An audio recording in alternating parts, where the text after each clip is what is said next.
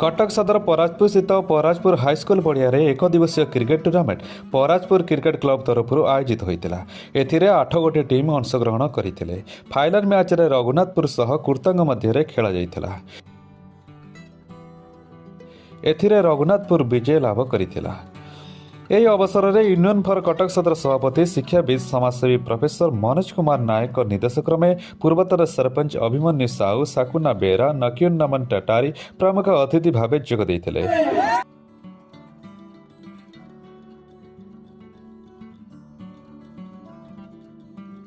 शेषे अतिथि माने विजेता उपविजेता ट्रॉफी और अर्थ राशि दे पुरस्कृत करते।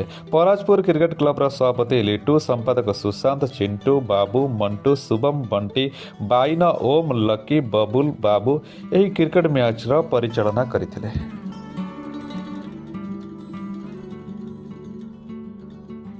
कटक जगन्नाथ का रिपोर्ट आरएम न्यूज 8।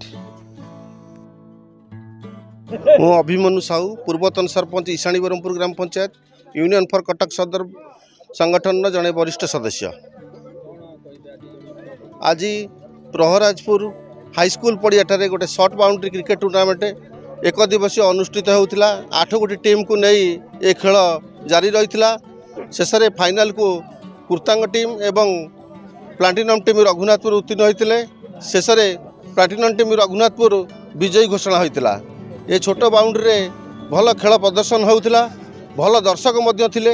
एक्चुअली आज कार्यक्रम रे आम संगठन सभापति प्रोफेसर मनोज कुमार नायक जोग देवार थिला, किंतु आज कार्य व्यस्तता हेतु सी आसीपारी नांती।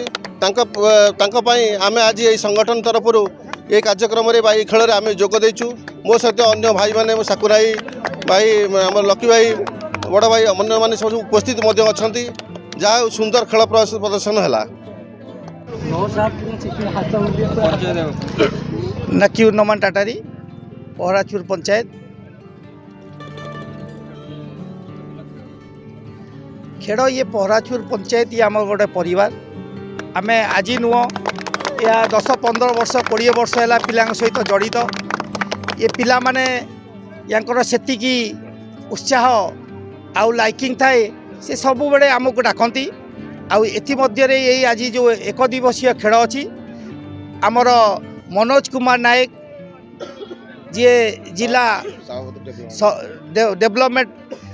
डेवलपमेंट सभापति तांकर नेतृत्व रे आज ये पिलांकर जो ये पराजपुर स्कूल पड़िया खेल होई से आमे समस्ते खुशी।